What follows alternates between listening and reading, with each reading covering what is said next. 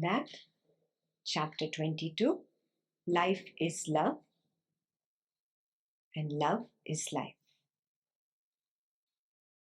Questioner: is the practice of yoga always conscious, or can it be quite unconscious, below the threshold of awareness? Clarification, he's not talking about yoga asanas. He's talking about this samadhi practice, the practice of being the witness. Yeah, that's what he's calling yoga, union. Yeah? Union with the primordial awareness. So he's saying, is it always conscious? Like I do have to consciously remember that, I have to be the witness, I have to be the witness, I have to be the witness. I should not pretend to be this body mind. Does it have to be conscious, or can it become even unconscious? Yeah. So let's see what Maharaj says. In the case of a beginner, the practice of yoga is often deliberate and requires great determination. But those who are practicing sincerely for many years are intent on self-realization all the time, whether conscious of it or not. Unconscious sadhana is most effective because it is spontaneous and steady. Highlight that. What does he mean by unconscious sadhana? You're longing to be in a silent retreat, you're longing to understand yourself, to know yourself. That itself is a part of the sadhana. Yes, and then you heard this knowledge about the witness consciousness maybe a few years ago, and unconsciously you learned to be the witness. Only in some dramatic situations you get completely pulled out, but unconsciously a lot is happening. Yes, so that unconscious sadhana is most effective, and it happens automatically. You cannot do anything about it. Yeah? You just become aware, yeah, for so long, unconsciously, this has been happening. I know I am the witness, but I slip, I fake it. Yeah? I know that I get some accolade, I get some award, I get some success. The happiness wave is only so much, and then it recedes. But somebody comes and says, "Oh, aren't you happy?" And then I fake it. Truth was, the wave was only so much. Yes? That was the only feeling that I really experienced from that accolade, from that award, from that success. Similarly, when a mistake happens through the body, there is only one wave of guilt. But if you have somebody come and tell you, no, you really did wrong. Now you fake it that, oh yes, I really did wrong. I should be feeling bad. Do you see this? Yeah. So at an unconscious level, you knew reality that no, I'm not so attached to this success, or I'm not so attached to this failure. But because of my own projections that come and reflect the way I have believed in the past, that my entire reflection, that itself pulls me back into the fake and pretense. Because I believed it in the past. Now, as these beliefs shed away, what will happen? Reflections will also start changing. Do they change immediately? There'll be a little delay because they are operating from past fuel, no? Lots of fuel from the past. So these reflections have a delay. Yeah?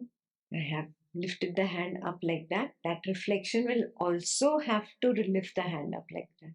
There will be a delay, but it will happen. Yeah? So now you start acknowledging the unconscious wisdom that you have. It is already there. You see the truth. Big drama situation going on at home. There's some part of you that's completely disconnected, just witnessing all the drama that's going on. Yeah? Then there's just this mistake that happens where you shift back into this body mind person and you say, oh, I am the family member. I'm supposed to be involved. Supposed to be. The moment I hold on to that fake idea, supposed to be, then I start faking it. That yes, I'm involved. I'm taking this decision. I'm telling you, don't do this. Let's do this. Blah, blah, blah, blah, blah. Yes? Hasn't this happened with you? There's a moment where you recognize I'm totally disconnected from this whole drama. That was your unconscious sadhana. Yeah? Is there anybody who has no glimpse of unconscious sadhana at all? So you've all recognized it, at least in one instance. Yeah, the same thing happens in a pleasurable event. I gave you an unpleasant example, right? Even in a pleasurable event where you're loving something, you're with the kid, the spouse, the beloved, you're very happy, you're totally there, you're consumed by his or her love. Yeah, it's a very loving environment. Ego's guard is very low, very quiet, no resistance, happy, at peace, and then also you feel that disconnect from it. Yeah, as if it is happening somewhere else, not to me.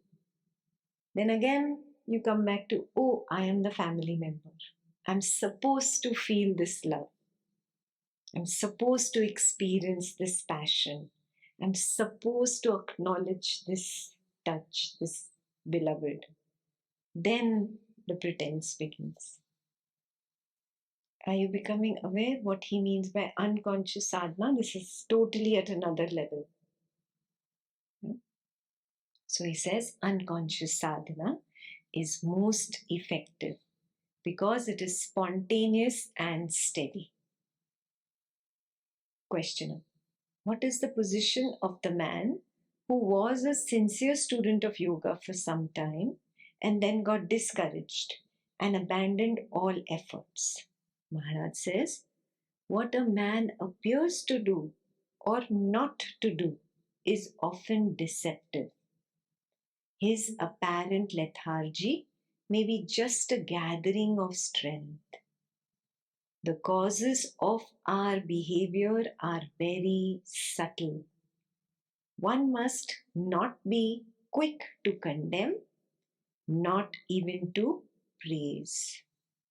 Remember that yoga is the work of the inner self, Vyakta, on the outer self, Vyakti.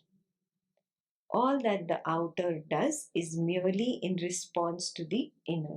This is the crux of this chapter. Vyakta, Vyakti. Vyakta is the witness consciousness. It's manifest. Yes? It is the manifested form of the pure consciousness, which is avyakta. So, pure consciousness is avyakta, witness consciousness is vyakta, which is manifest, and the person is the vyakti. Person means body mind complex. This is very, very clear. So, what does he call inner? The witness consciousness. What is the outer? The body mind complex. The last sentence is the most important.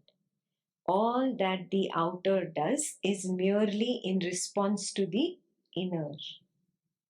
What does that mean? Whatever the inner has projected, that projection is recognized by the outer. That the outer is the projection of the inner. Yeah? Suppose a subtle thought occurs. A very simple, subtle thought occurs that let me just go out, take a breath of fresh air, and come back. Yeah? You're sitting here for many hours, but then you don't get up. No, I'm writing these notes, I'll break my link. I better continue writing. Yes, the subtle thought again comes back. No, let me just get a breath of fresh air. All the windows are closed. Again, you ignore. No, let me continue writing. I'm making my list. This is very important. And you're writing, writing, writing. You don't even realize when the body gets up, opens the door, takes a breath of fresh air, and comes back and sits and continues writing. Subtle thought manifested as a gross manifestation. Are you getting this? The inner is the one that projects and it reflects in the outer. Did this become clear? Yeah. Inner is the Vyakta. It's the Vyakta that projects and it reflects in the Vyakti, the person. Yeah. That is why projection is inside out.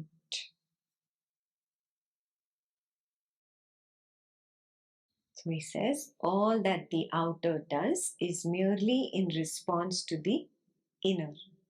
So the questioner says, still the outer helps. Maharaj says, how much can it help and in what way? It has some control over the body and can improve its posture and breathing. Over the mind's thoughts and feelings, it has little mastery, for it is itself the mind. This is very important. That which is lower can be controlled. The body is lower than the mind. Yeah. So, who is the Vyakti? The mind is the Vyakti. Mind is the person. Yeah. So the mind can control the body. Okay, let me do so many yoga asanas. Let me run to so many rounds. Yeah. Let me keep the body healthy. The mind has more control on the body, but it has less control on thoughts and feelings itself. Yeah. So again, recognize what is the mind? Witness consciousness, forgetting its real nature, takes on the stand of the mind. Yeah? That is the Vyakti. Okay? Yeah? So I'll read that again. How much can the outer help and in what way? It has some control over the body and can improve its posture and breathing. Over the mind's thoughts and feelings, it has little mastery, for it is itself the mind. It is the inner that can control the outer. The outer will be wise to obey. Yeah, so is it clear? If at the source I correct my position, stay as the witness. Yes, previous reflections that were following me will now also correct themselves. The outer will follow the inner. It has to obey.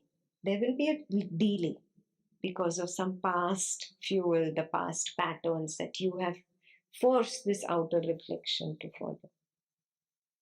But eventually, the outer will follow the inner.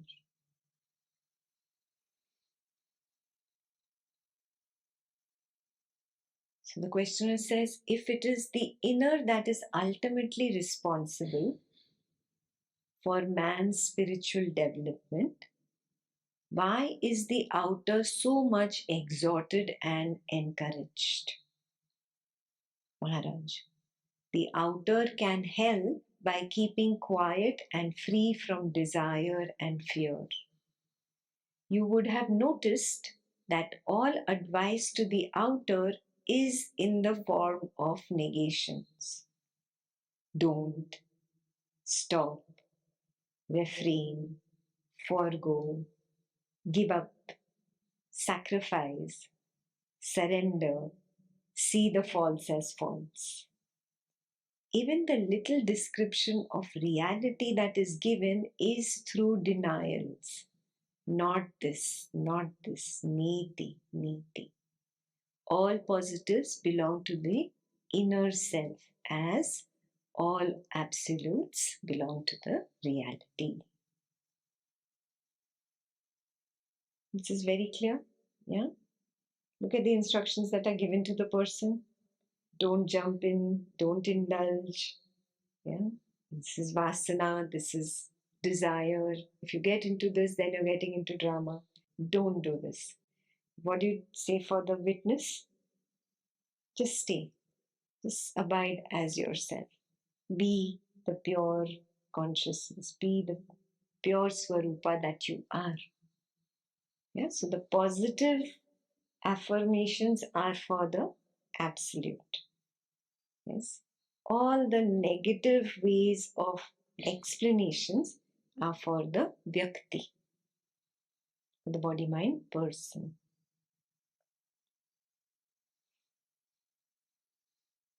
So all that the outer can do is just listen to that. Don't stop, refrain. That's all it can do. So questioner says, how are we to distinguish the inner from the outer in actual experience? So Maharaj says, the inner is the source of inspiration. The outer is moved by memory. And this is very important. I keep having these mind stories. Where are the mind stories? What are they related to? To the outer, to the Vyakti, to the body mind person. That is all based on memory. It is the mind stories that pull me away from the truth, that make me fake, that make me pretend. These mind stories are based on memory. Yeah? So, the inner is the source of inspiration, the outer is moved by memory. The source is untraceable, while all memory begins somewhere. Yeah, those who started practicing, all their memories, a list of attachments they're bringing up, yeah, they begin somewhere. She did this. From that day onward, she's been doing this only. And you go on and on in your mind story, caught up. Withdraw, withdraw. Yes, that's all the outer can do. Don't, refrain, stop. Yes, exactly the same thing is in the Samadhi shlokas. Yeah, just be a sakshi, just be a witness to it. Yeah, with focus on the consciousness, not focus on that attachment.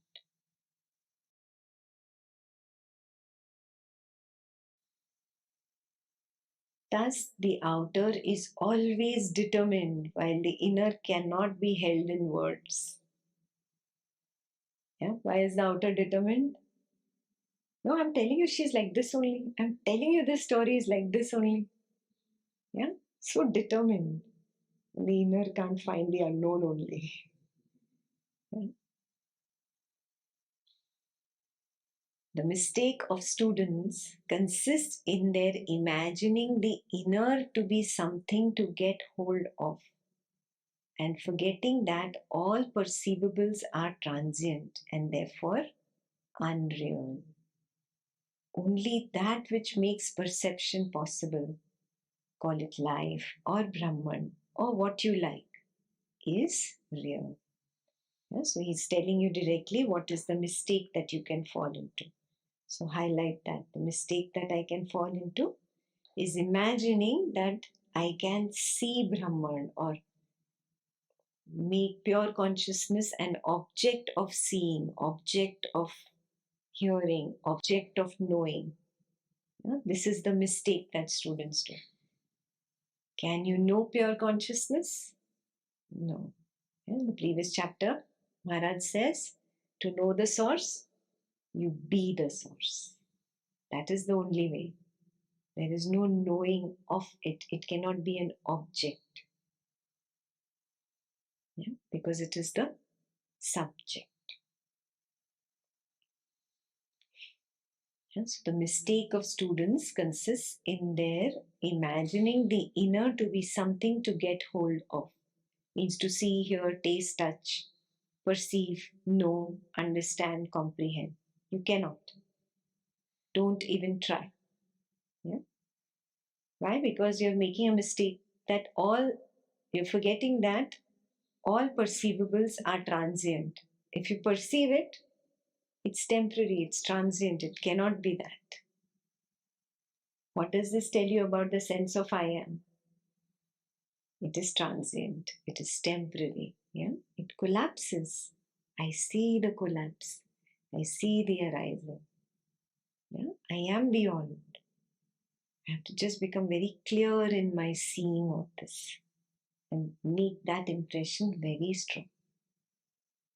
Okay? Only that which makes perception possible, call it life or Brahman or what you like, is real. Only that is real. So questioner says, must life have a body for its self-expression? Maharaj says, the body seeks to live. It is not life that needs the body. It is body that needs life. This is really beautiful.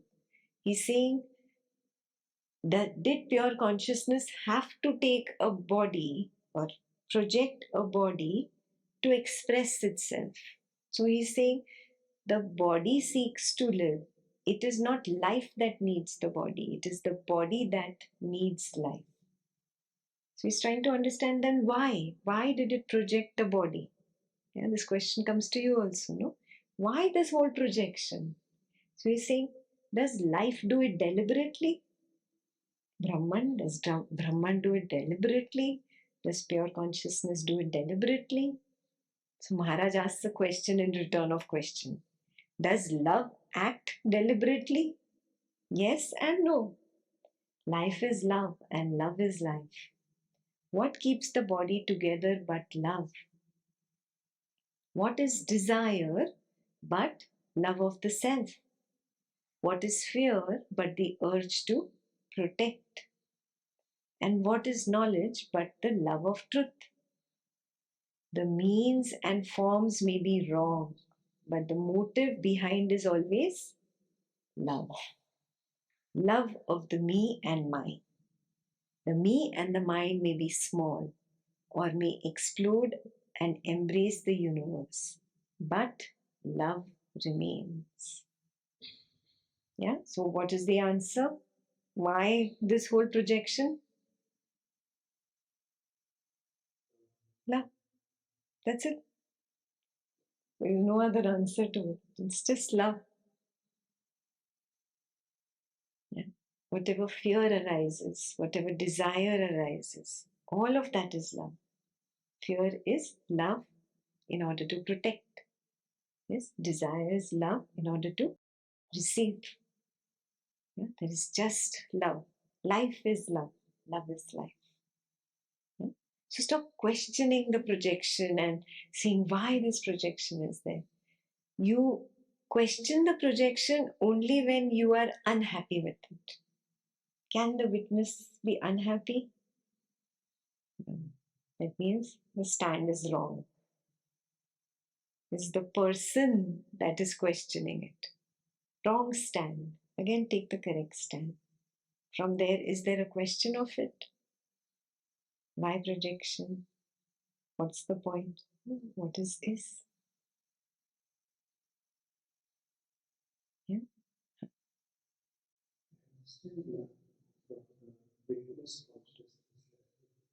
It is all done by Brahman only. Witness consciousness cannot even do so much. It is a reflection of Brahman. It is Brahman itself that is expressing its love. And there is this little story also where Brahman, to express its love, it creates the not Brahman, the not self. Atma creates Anatma and plays with it. Yeah, but those are nice, cute stories for kids. But understand the real meaning of all this. It's just the power, and the power is manifesting on its own. It's the power of Brahman to project, to veil, to perceive what has been projected, to withdraw the entire projection. It is its power. It's manifesting its power. And that itself is love. Yeah, like I was explaining to somebody today, the sun has the power to give warmth and to give light. It's just manifesting its own existence. That's the way it is. There's no questioning why. How is there a question for that? Why is the sun there? Why so much heat? That is its expression. Yeah? Similarly, this is its expression of love. Okay? Beyond this, if you try to look for the logic, there is no logic that you're going to find. The questioner says the repetition of the name of God is very common in India. Is there any virtue in it? Maharaj, when you know the name of a thing or a person, you can find it easily. By calling God by his name, you make him come to you.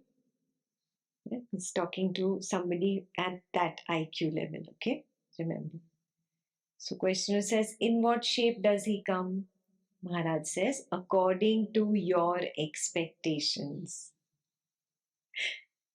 Yeah, because I am the projector, no? I am only projecting. So I'm projecting a form of God over there. Now he comes in my only expectations. I want God to give me this particular thing. So that God comes as the giver. Yeah.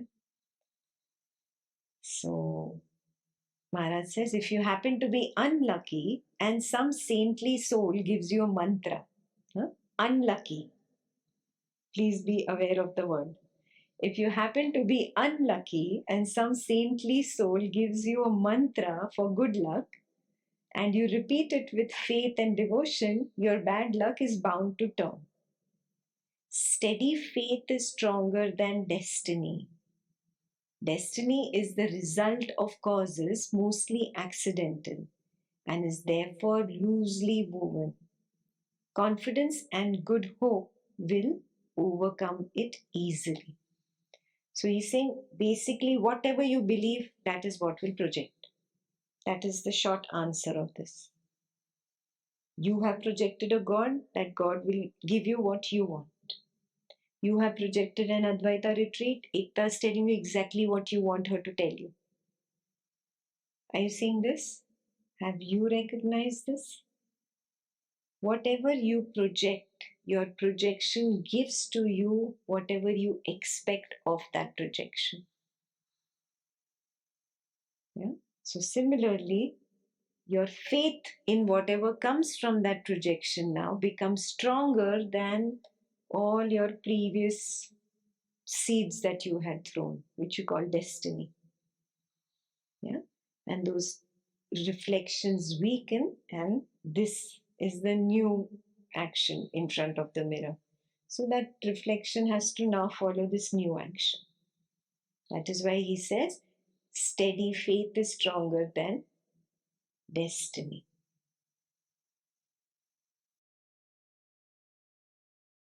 So questioner says, when a mantra is chanted, what exactly happens? Maharaj says, the sound of mantra creates the shape which will embody the self. Self means the witnessed consciousness or the sense of I am. The self can embody any shape and operate through it. After all, the self is expressing itself in action, and a mantra is primarily energy in action. It acts on you, it acts on your surroundings. Very simple. I holds on to an evil thought, yeah, it takes on the evil thought. I holds on to a mantra, which is a holy thought, it takes on the holy thought. Very clear? Just like the evil thought would affect the I and act on it, similarly, the holy mantra will act on the I. Yeah. So then he says the mantra is traditional. Must it be so? Yeah, means it used to be in Sanskrit and used to be some god's name or some good meaning word. So Maharaj says, since times immemorial, a link was created between certain words and corresponding energies and reinforced by numberless repetitions. It is just like a road to walk on. It is an easy way. Only faith is needed. You trust the road to take you to your destination. So, this is a European now. He says, in Europe, there is no tradition of a mantra except in some contemplative orders. Of what use is it to a modern, young Westerner? Maharaj says, none. There comes the real Maharaj now. None. Unless he is very much attracted. If you're attracted, then what can Maharaj even do it? Yeah? He's going to just let you be. Yeah? For him, the right procedure is to adhere to the thought that he is the ground of all knowledge, the immutable and perennial awareness of all that happens to the senses and the mind. If he keeps it in mind all the time, aware and alert, he is bound to break the bounds of non awareness and emerge into pure life, light, and love. The idea, I am the witness only, will purify the body and the mind and open the eye of wisdom. Please highlight this. This is the only instruction given to the one who is not attracted to mantra and other things. He says, anyway, if you're attracted to it, then that's fine. But if you're not attracted to it, great. You know it anyway doesn't work. What works? I am the witness only. Yeah, this will purify the body and mind and open the eye of wisdom. Again, please don't imagine an eye opening up here. This is another depiction in comics. No eye will open up. It just means that you will experientially see the truth. Like you have been experimenting now for 4 days. Yeah? You've been really seeing what reality is and how you were faking it, how you were pretending. Yeah? You were just ignoring what was real. Yeah? It is not continuous. You were saying, no, this is continuous. You're holding on to a wrong belief. Yeah? So this is the meaning of the eye of wisdom, is seeing the truth now, which you ignored earlier. Clear? Then man goes beyond illusion and his heart is free of all desires. Just like ice turns to water and water to vapor and vapor dissolves in air and disappears in space, so does the body dissolve into pure awareness, Chidakasha, and then into pure being, Paramakasha, which is beyond all existence and non-existence. A lot of people then read this and think, oh, this body is going to die. Oh, the world is going to die. Everything will end for me. No, no, no. I don't want to do it like that. Then your understanding is not clear. Yeah, your recognition that projection is inside out. I project this body every morning. I am born every morning. If I consider this as I, then this body is born every morning. And at the end of the waking state, this body dies. So daily there is birth and death. Yeah? So body disappearing into Paramakasha means what? Just recognizing that, oh, I'm not this body, I am not this mind, I'm not even that witness consciousness, I'm not even the sense of I am the Paramakasha. So your I shifts to Paramakasha. Now there is no more a personal I, there is only a universal I. That's the only identification remaining. That's how the body disappears into water vapor disappears into space. That's how you disappear into Paramakasha. It doesn't mean that the body is going to die, the world is going to end. That is the wrong understanding.